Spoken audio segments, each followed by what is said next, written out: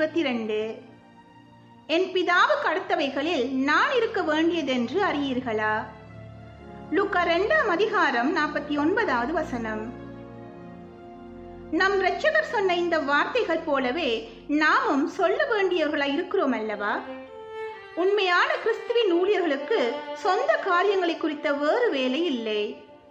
ஏனென்றால் தங்கள் பிரதிஷ்டையில் முற்றிலுமாக தேவனுக்கென்று தங்களை ஒப்புக் கொடுத்திருக்கிறார்கள்.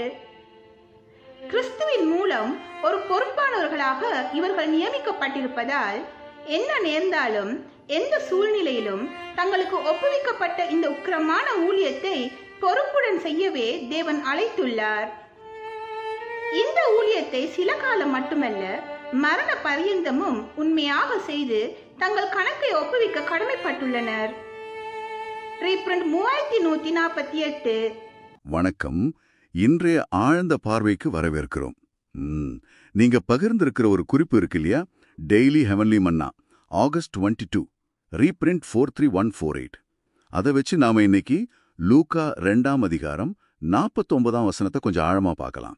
நான் என் பிதாவுக்கு ஏற்றவைகளை செய்ய வேண்டும் என்பதை அறியீர்களா? இதுதான் அந்த வசனம். சரி, இந்த வசனத்தை இந்த குறிப்பு எப்படி விளக்குது? குறிப்பா உண்மையான இறை விசுவாசிகளோட மனப்பான்மை, அவங்கள வாழ்க்கை எப்படி இருக்கணும்னு இது என்ன சொல்லுதுன்னு பார்க்கலாமா? கண்டிப்பா.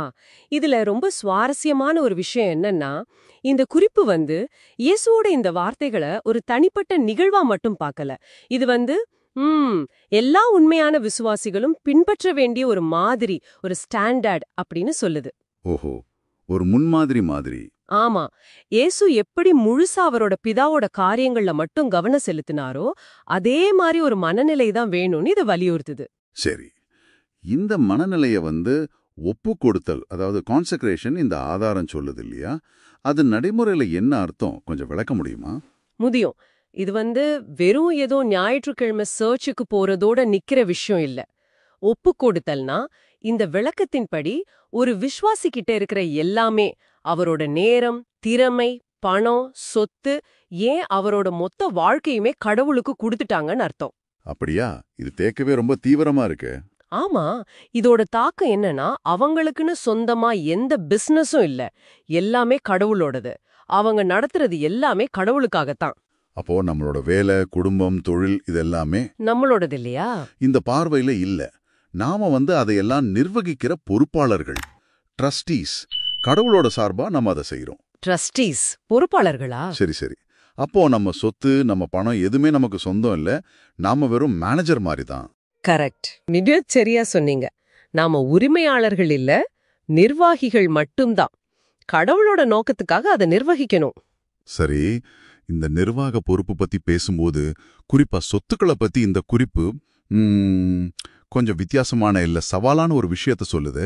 ஆமா, அது ரொம்ப முக்கியமான பாயிண்ட். நாம பொதுவா என்ன நினைப்போம், நமக்காக, நம்ம பிள்ளைங்களுக்காக சொத்து சேர்க்கணும்னு.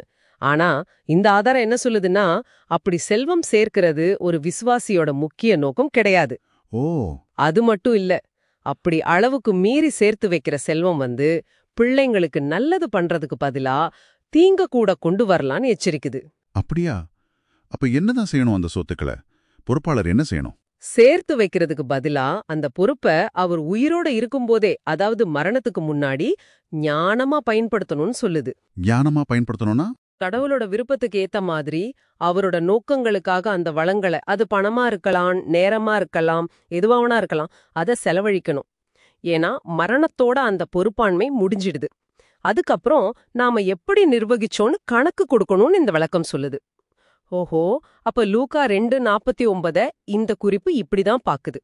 இது வெறும் 12 வயசு இயேசு சொன்னது மட்டும் இல்ல. இது ஒவ்வொரு விசுவாசிக்கும் ஒரு நேரடி அழைப்பு மாதிரி. உங்க வாழ்க்கை, உங்க சொத்து எதுவுமே உங்களுடையது இல்ல. நீங்க கடவுளோட காரியங்களை செய்யற பொறுப்பாளர்கள். உயிரோடு இருக்கும்போதே அந்த வேலையை செய்யுங்க அப்படின்னு சொல்ற மாதிரி இருக்கு. ஆமா, சுருக்கமா அதுதான். இது ஒரு முழுமையான அர்ப்பணிப்புக்கும் வாழ்நாள் முழுக்க தொடர்ற ஒரு பொறுப்பாண்மைக்குமான அழைப்பு.